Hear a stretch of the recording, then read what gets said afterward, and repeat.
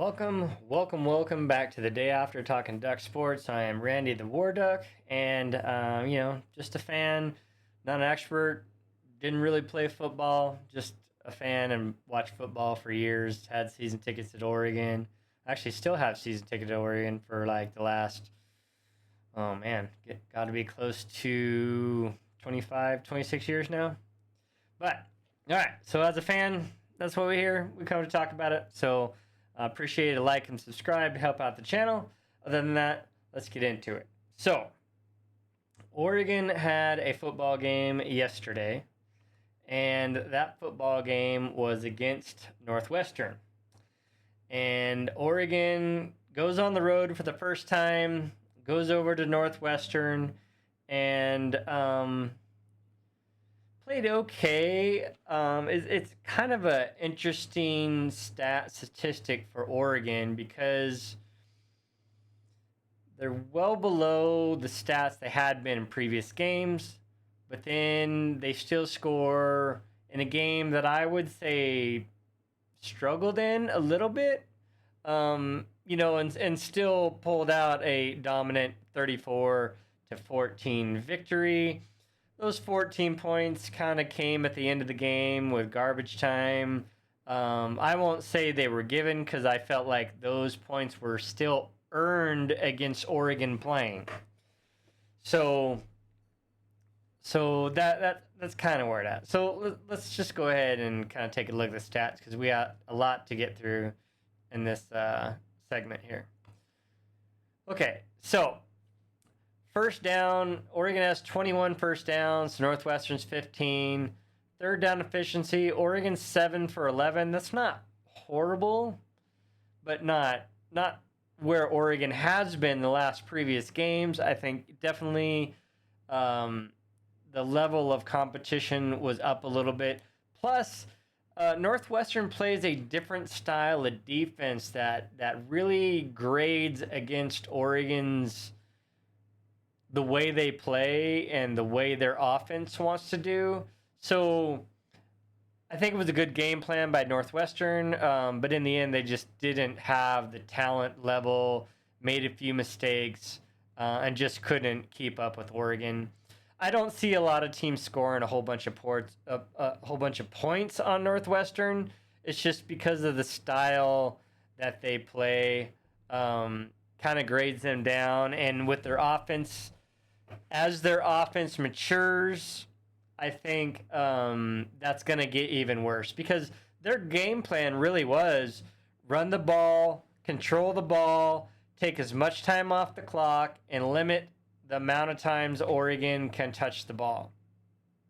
And for that part, they did that. They just couldn't score enough early enough to keep them in the game. But Northwestern, I think, will get better.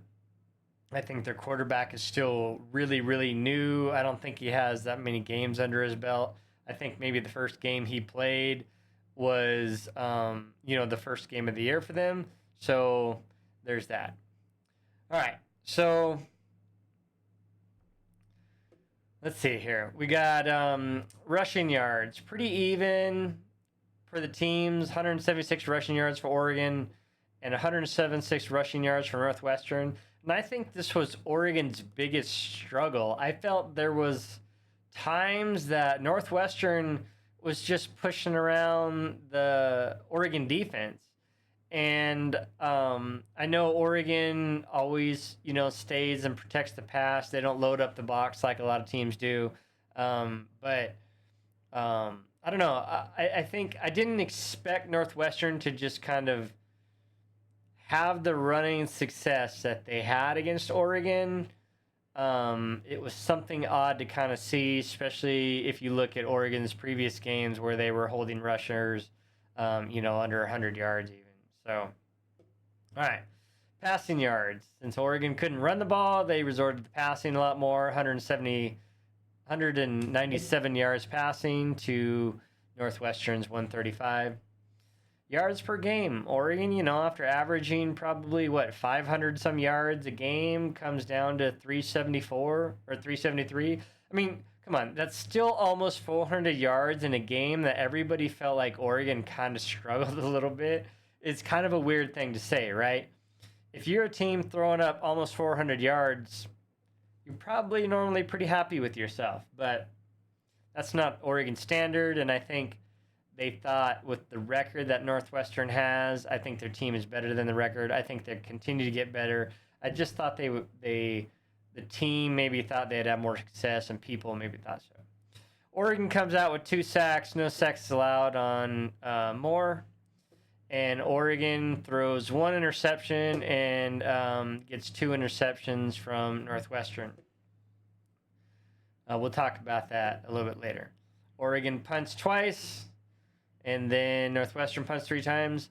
But this is a real key right here for me is Oregon had 0 penalties, played a super clean game, and 0 fumbles lost. I think that was a very good sign for Oregon. If they can play penalty-free and not have a good game and still rack up almost 400 yards, I think they're going to be just fine, and even in those closer games, because penalties really do sometimes stall drives and hurt you, and Oregon had 0 penalties. So overall, if you look at the stats, it doesn't look like Oregon really struggled, but it just felt like when you were watching the game that it was just a little bit more of a struggle. And I don't know if that's just because the way the scoring happened. Oregon gets the ball first, and they don't score on the first possession. And then, Northwestern's moved the ball a lot and just wasted a lot of time. Oregon gets the ball back and scores. First quarter, is 7-0, and that's a far cry from last game when they were up 31 points in the first quarter and stuff. So, I don't know. At the end, it was 17-0 at the half, and that's a respectable score. It just felt like Oregon struggled to get there, and you expect Oregon to have a lot more points than 17 going into the half. And then you come out and Oregon does what they do. They get 2 scores in the third quarter, and you're thinking, okay, this is more normal, and this is more of what we think an Oregon game is. And so it's, 31-0 at the end of the third quarter. And I think that's where at the end of the third quarter that Dante threw an interception. And I know that Dan Lanning said that he was okay with that interception, that it was the right decision, but I felt like it was 1 Oregon guy and 4 Northwestern guys, and I felt like it just kind of hung in the air. I don't think it was a real great thrown ball. They were talking about the wind and stuff, but okay, if you're throwing into the wind, you have to realize that ball's not going to act the same. And even though he might have been open, I don't really think he was that open when the ball got there. So I don't know. It looked to me as a poor decision to throw that ball. Dan Lanning said he was okay with the decision. So, I don't know. I'm just a fan. I'm not an expert. So, but it just looked to me like it was maybe thrown into coverage. Anyway, we get to the fourth quarter, and Northwestern scores, and then Oregon gets a field goal, and then Northwestern rattles off. I think it was a 79-yard run for the touchdown. I know that had to grind on Dan Lanning. I know he was a bit upset with how Oregon finished.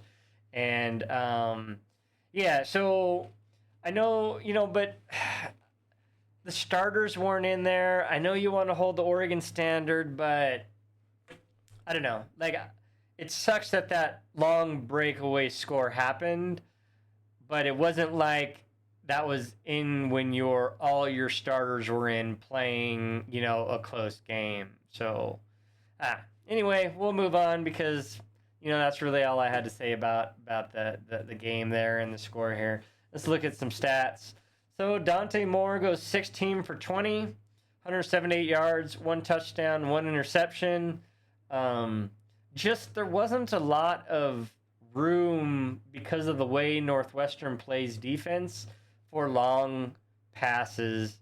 So, I mean, there was a couple, but they really kind of limited the breakaway stuff there. Because if you look, the long is 27, 20, 24, 17. There wasn't a ton of those chances, and a lot of those were much shorter runs that they got the yard. I mean, much shorter passes that they ended up getting yards on just by the athleticism of Oregon's wide receivers. All right. Brock Thomas got to play a little bit. He was 2 for 4. Luke Moga was in there. He was 1 for 2. 19 total passes. So the run game, though, we had 30 carries for 176 yards.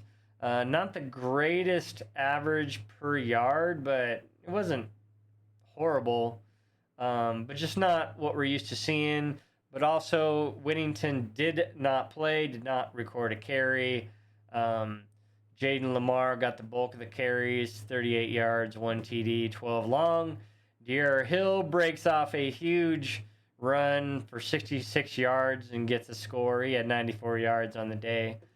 Jay Harris, 3 carries, 25 yards.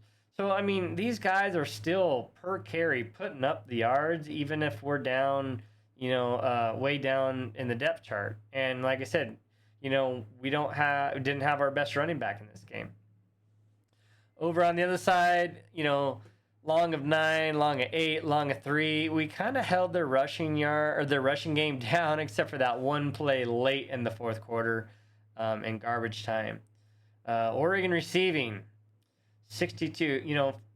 Look, here's the thing: it's 19 receptions. 1, 2, 3, 4, 5, 6, 7, 8, and you have 9 guys. I think the last 2 games there was 10. That's spreading the ball around a bit. You have so many playmakers and so many guys that can do things. It's really hard to, keep feeding them the ball when you have this much talent on there. But, Malik Benson had 4 catches, 62 yards, long of 27. DeCorian Moore continues to play extremely well. 4 catches for 49 yards, 20 yards long. Kenyon Sadiq, 2 catches, 35 yards, a TD, a 24 long. And Jamari Johnson, 2 catches, 22 yards, 17. Kyler Casper, good to see him in there. Big, giant wide receiver. I really like seeing it. I hope he develops a little more because he could be a huge asset, especially down in the red zone because he is so big. 1 reception, 11 yards. I think he was targeted like twice. But, overall, it was a very, I felt, clean game from Oregon. It just wasn't the Oregon we're used to seeing just dominate. And I think as the season go on, you're going to see Oregon kind of in these games where they're going to have to work a little bit more, but the game is going to feel a lot closer than it really is. All right, so Oregon is now 3-0. And Northwestern falls to 1-2. Oregon is now 1-0 in the Big 10. And then Oregon drops in the rankings. So Oregon goes from number 4 ranked team to number 6. Georgia scrapes by in Tennessee and moves up. And Miami, I don't even know what they did because, I don't know, it's Miami. But they moved up, which none of this really matters right now. It's so early in the season. This is all going to shake out a little more. Oregon plays unranked Oregon State next, and then they go to number 2 Penn State. I see Penn State staying at number 2 by the time they get to this game. They have really not struggled. They seem to be playing just fine. And I think Oregon also ends up, 4-0. When this game goes off. Well, actually, I think Penn State has a bye, don't they? I do not think Penn State plays next week. Yeah, they don't. This is one of several instances where teams have a bye right before they play Oregon, and Oregon doesn't have that same advantage for any of these teams. So So yeah, so Oregon plays again next week against Oregon State, and then Penn State will still be 3-0. Oregon should be 4-0, and those teams will be playing next or in what 2 weeks, right? 2 weeks. So in week 5 at 4:30, they will be playing Saturday, September 27th. All right, so go ahead and look at the standings. You got Oregon and USC are the only two teams that have won a conference game in the Big 10. You have Purdue and Northwestern, the only two teams with losses in the Big 10. So super early in the conference there, and that's just the way it's going to go. All right, so we'll bring this up, though. UCLA fires Coach Foster with program sagging. So I believe he's only been there, this is his second year? Does it say in here?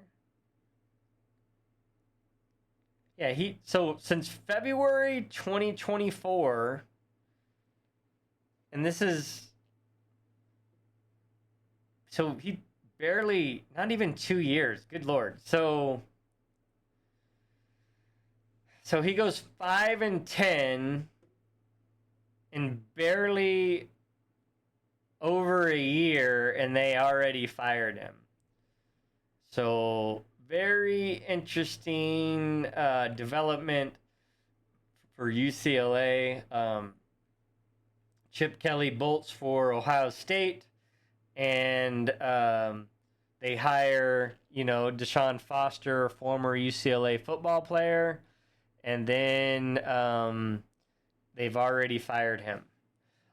Makes me wonder who they have in mind. I certainly hope it is not Will Stein on Oregon's offensive coordinator. I would hate to see him go to a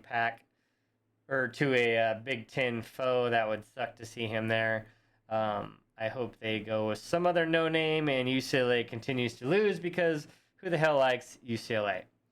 All right, so with that, that's all we got for this one. We play Oregon State next week at 12 o'clock. What's that being televised on? Let's see here. That is on the Big 10 network. So if you want to watch Oregon beat up Oregon State, which they basically got their butts handed to them yesterday. They are 0-3, a team struggling. They got routed by Texas Tech 45-14. Man, because it's Oregon State, you never know, but I don't see Oregon struggling in this game. It's back at home at Autzen. I see them really handing Oregon State something, and it's not going to be nice. Oregon get that Platypus Trophy back, and then we'll celebrate another Oregon State defeat, because that's what you do when you're an Oregon fan. But with that, we are out of here for now. Much love all. We will catch you next week.